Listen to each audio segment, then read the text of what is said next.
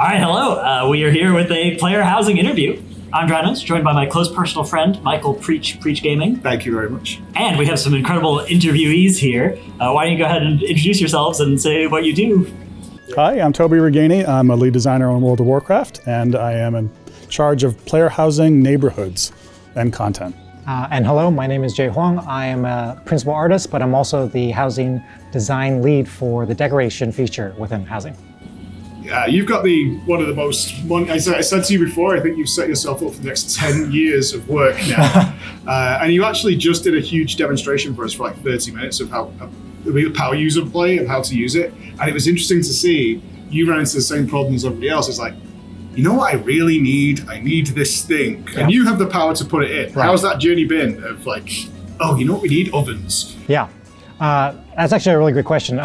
So because I try to use the system that we're building, and I remember using it from day one when we did the first prototypes all the way to what the version is now. And every single time I'm like, oh, I wish we had this. That's actually how we kind of came up with a feature list, because we're like, oh, this would actually be so useful. Add it to the list. This would actually be more useful. And that's also based on like, we played all these other games, you know, like Wildstar, Final Fantasy, and all those housing games where we're like, oh, I love that they have this, but can we make it better?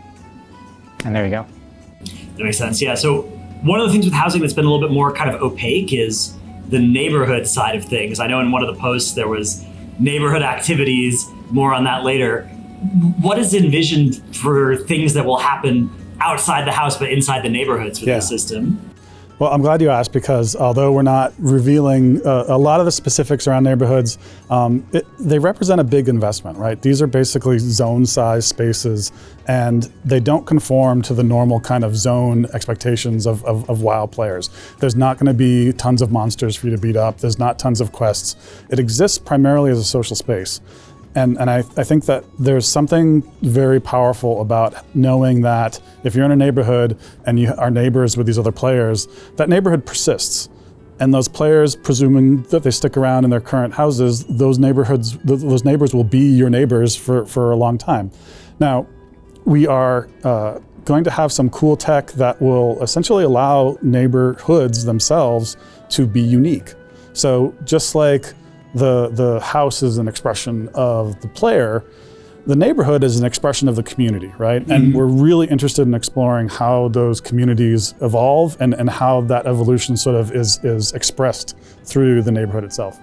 That's going to be a real test of friction, like getting all these players to like, okay, we really want, I don't know what it's going to be, we want a giant statue of Thrall. And they're like, no, we don't. And they've run into, but that's the MMO life. Well, exactly, and so we've done a lot of very deliberate thinking about what it means to participate in this kind of social structure. And of course, you know, WoW has guilds. It has had guilds, and neighborhoods support guilds, but there's other sort of structures that we want. We don't want you to have to be in a guild to be in a neighborhood, and so we've made distinctions between private and public neighborhoods, and we'll be talking about what those differences are. But the important thing is that we're trying to accommodate as wide a possible variety of different players who may have different needs and expectations for how they want their neighborhood to work. Yeah. I'm really curious as well about the prioritization of these different things, because we are starting off with this demo that we got to play today, which was awesome. And it struck me that there's 20 different things that all could be expanded to be, you know, huge, right? It's like, okay, we've got a few chairs, we've got 5 different wallpapers, we've got 2 different zones that you could put these houses in, right? The Horde one and the Alliance one. And it strikes me that all of these numbers could go up. Is there an idea internally of like what the order of expanding these is going to be, or is the idea just get it out there and then see what people want the most? So I'm trying to break down this question that you're asking. So at the very first, I know like we said, we have 20 years of content. Yeah. You know, we want to try to get all of it out to you guys, but we have to start somewhere, right? And then it's an evergreen feature, so we're going to build and build and build. We initially wanted to start with the core fantasies for you guys. So if you play a paladin or a human paladin or a gnome warlock or whatever, we want to make sure we give you guys a little taste of something so you can like make that house of your dreams for that. We didn't want to be like, okay, in this expansion, we're only doing goblins. So you're like, you know, the poster child. You know, we wanted to give a little bit for everything. So I would say like slowly but surely, like you said, those libraries, right? Super huge. On that note, I know you said earlier that a lot of the older assets don't have like all their sides because they were never expected to be seen. You're kind of going back and checking those out. But now it's here. When a new big patch is coming, so we know that something with the ethereals is coming, we've had that cutscene, is there going to be an internal idea that, oh, the new patch is coming, this, along with new raid, new zone, also this now all regularly comes with a new housing bundle because the new assets we've built for the new patch are now built with housing in mind. So it's just an extra cherry on top every time a big new patch is coming. Yeah. I mean, basically what you're talking about is exactly what we want to do, right? Get it all ready so that people can, like, the design team, rewards team can like pick, oh, this would be great because, Ethereal's coming out, so we want to have a slew of that. So give them, like, I wish we could just drop everything, but I mean, even there's work when you're setting up rewards, right? Like somebody needs to set up, well, it drops from, or it's crafted by, like, hopefully that makes sense. Yeah. One of the big problems that people had with Garrisons, which I know this is a pretty different feature from Garrisons, but one of the problems people had was it felt like the world got smaller, right? Yeah. Like we weren't in our cities anymore, we weren't seeing other players anymore. Is the idea with neighborhoods that it's going to be okay for us to spend a lot of time in them because there will be other players there? Or is there still a goal to push us into the capital city still, into the other parts of WoW also? I'm glad you asked that because I think a lot of people are making the comparisons to Garrisons, and you're right, it ultimately was an isolating experience, and we were very determined to not recreate that. And so a big reason why neighborhoods exist is to bring people back together. And one of the things that we'll be revealing over time is the way that we expect the sort of core loop of players coming to the neighborhood and then having reasons to leave and then coming back. And that cycle is something that we're thinking a lot about and we believe is very important to not just the success of neighborhoods, but housing in general. Because what would be an absolute disaster is if a player comes in, decorates their house, and then has no reason to come back to it, right? Like that is something we absolutely want to avoid at all costs. And so the neighborhood itself is very much part of that very important loop that we are imagining players, potentially doing, multiple times per session even, possibly. So a daily quest to redecorate 25 objects. No. Okay. No, Satan. What I mean is specifically prompting players to engage in existing WoW content in a way that dovetails, into, whether it's the latest expansion content or maybe other elements of the game, and then things like, oh, I've looted some cool decor. This would look great in my blank. And then you have a reason to come back to your neighborhood. And that cycle is something that we see being a very powerful loop. We definitely don't want to treat housing like it's a standalone game within the game. It needs to synergize with the rest of the game. And from even early on, we're like, oh, are we sure we want to give out this really old 2004 asset, right?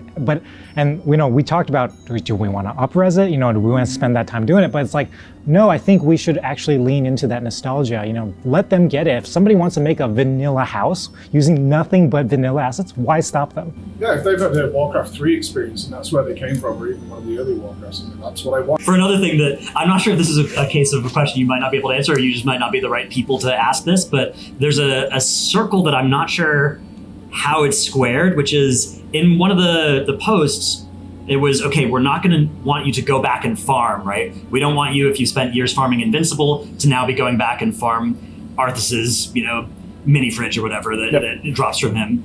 That's so cool, by the way. It would be cool. It's cool if you want that. Yeah. That's a free idea. But then also in that same post, there's a screenshot of a dungeon journal with a furniture reward from a Seat of the Triumvirate dungeon boss. So how do those two things, how can those both be true, that we wouldn't want to go back and farm old stuff, and then there's furniture that does drop from old stuff? So I think one of the ways that a lot of this is still something that we're actively thinking about and exploring, but one of the ways that we've considered solving that exact problem is that if you've already done that dungeon, we just put a vendor outside that will sell you the item that you would have otherwise potentially earned if you were just going through that dungeon for the first time. Since your player presumably had already done it successfully, we reward that previous activity, and that's the way that both of those things can be true. I think the one part we wanted to avoid was the 0.0001% chance of the thing that people have already did. So you would go back, you would still do stuff, but not that specifically thing. Yeah. That makes sense. On that note, I'm just really wondering, because there are a lot of other games with housing and building it, but I was drawn, and there was a conversation earlier in the demo room about Mario Maker, where they released Mario Maker, and then ultimately, like, this is just the best way of making the new Mario game. Right. Is this tech that you guys have created for this something that's actually going to transfer into designing parts of the world, like for the new landmasses of Midnight and things like that? Is like, this is actually, because we saw you develop a very dense, well-decorated room in like 30 minutes, which is a lot more decorated and dense than certainly a lot of the older content that we see in the game. I think the influence will go both ways, absolutely, 100%, right? We talked about this, this is not specifically something we're going to delve deep into, but somebody had asked a question like, well, would you ever allow like PvP or something inside the house? Because one thing we have thought about is like, well, if we did, could you imagine if players generated their own arenas? Well, we saw that today. Somebody immediately built a pro wrestling arena. right. But could you imagine like people like, oh, well, I think like the LOS should be here and here and here, and now it's more unique. And then, you know, maybe Blizzard sees that and they're like, oh yeah, maybe we make one that has exactly that strategy. One thing that I do want to address, though, is this idea that, like, I think some people have said, oh, they're just like releasing the tool set that they use internally, and that's absolutely not the case. No. Everything that you're seeing today is brand new technology operating in the client. The engine and the editor itself is entirely separate technology, and those two things may inform each other in some respects, but they're certainly not swapping between the different pieces of software. But to kind of touch on what we were just talking about, the anecdote that I had is like, we showed this tool to our version of decorating to the dev team, and they're like, I want to have that tool. 100%. So kind of, we like influence each other, so. Yeah, it's like, can we move some of these tools into that environment? Would be backwards and forwards, right? What are we building? What's making that work? So it strikes me that this system is going to be great for like a pure solo player that just wants to decorate their house. They're going to have a great time. And a player with a guild or community already, they're going to be able to just jump into a neighborhood with their friends and they're going to have a great time. Is there any plan to help somebody who wants to make friends, wants to join a neighborhood that's, you know, full of people with a similar mindset of like, we want to make a themed neighborhood, we want to we actually be here as part of a community, but they don't have that community yet? Is there a way to help them find that community? Yeah, in fact, we've spent a lot of time thinking about that because, again, the neighborhoods are something that we're putting a lot of thought and investment into, and we want that experience to be available to as many players as possible. So the sort of extremes of solo, quest, and guild players, those exist, but there's a lot of players in between too. And so the way that you find a neighborhood and find your first house is something that accommodates the sort of spectrum of in-betweens there. And I think that's important because we won't reach the majority of players if we can't engage with them. And again, I think it's clear that like we want player housing to appeal to as many of the WoW players as possible. That's that is wonderful to hear, because people struggle to make those connections, especially if they're just using group finders and things like that. Yep. Other things that we don't have access to today, but I think people will run into, because we would definitely think about it, was presets. If I change my house, loadouts essentially, if I change my house for a certain theme, and a month down the line I'm like, I preferred it the way it was, is being able to swap back. One thing that I think we are going to... Can't keep asking. So seriously, that one thing we are going to have available for people that don't want to start with a pure blank slate are these prefab rooms that have a certain amount of cosmetic stuff already in place. So it's less daunting than that blank page sort of thing. So that's something that we are gonna have initially. But the thing to keep in mind about housing is that this isn't just a feature in a single expansion. This is something that we're thinking about the roadmap years out from now, and so as frustrating as I imagine it is to get answers that we can't give you the full details. Believe me, we'd love to share everything with you. There's a long roadmap of stuff that like we're just now starting the process of ideating around. And so what's wonderful is that all yourselves as the first sort of guinea pigs here, but eventually all of WoW is going to be informing that process. So as things become clear, like, oh yeah, that feature, we need to support that. That is something that we can, put on the roadmap, and housing has the benefit of like being essentially an evergreen feature that we're going to be supporting for years. When was it? I know you came from Starbreak, right? So yes. was this immediately one of the things that was wrong with you? When was this green lit? Because we've been talking about housing in the WoW community for what, 17 years? Since Garrisons, at least. Yeah, probably before then. Yeah, I think so. And the message was the engine just can't handle what you would want it to be. We can put housing in and it would be crap. But now we're here. Like, how long has this been coming? A while, and Jay has been working on it longer than I have. But that answer, the engine couldn't handle it, was true then. Yeah. And a lot, believe me, a lot has happened to make what you're seeing today possible. This is not just they just exposed the tools.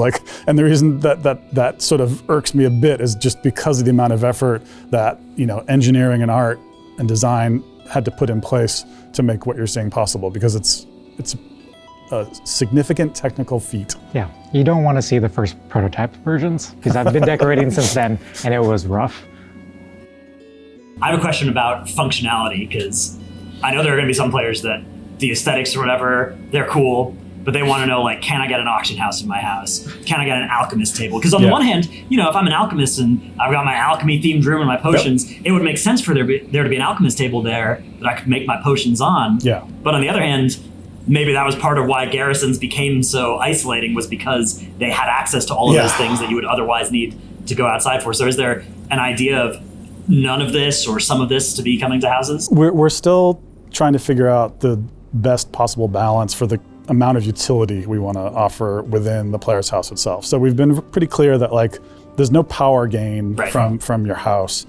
Is there some utility? Possibly. And I think it's going to be a trade-off between the kinds of activities we want and the sort of desire for people to socialize, as opposed to, be entirely 100% self-sufficient from within their little hut on the beach or whatever. And I know that that's something that, aspects of that do appeal to certain people. And I don't mean to diminish that in any way, but as an MMO, we feel like there's more to gain from having people with reasons to interact with each other. And so those are the sorts of, discussions we're having internally right now. Yeah. This is a Pandora's box you're building. It was very apparent in the first hour is everybody just wanted more, because the options are there. Yeah. It's already got so much there that all you see is more and more. You built a crazy jumping puzzle. Yeah, I did a maze, a jumping puzzle. Yeah, full maze, a jumping puzzle. I built scenery through a window with lighting and all those kind of things, which are due to come. I think you mentioned earlier, because right now we can't do much with lighting, but it is on the way to come. Yeah. So I got a personal question for you, because obviously you mentioned earlier, as you were doing the demo, I built this table 15 years ago. So how many times have you gone back through these assets and gone, did I really do that? Yeah, there's things I've literally forgotten. Being here 15 years, I've already forgotten. I'm like, oh yeah, I made this. But that's great to hear, because I mentioned you were one of the most excited when it was greenlit. It's happening. Yeah. I think it's going to be wonderful. We have to wrap up now, John. Oh, awesome. Yeah. We appreciate your time. No, thank you. Thank you so much. Thank Thanks you for coming. so much. Yeah, it's a pleasure. Yeah. Thank you.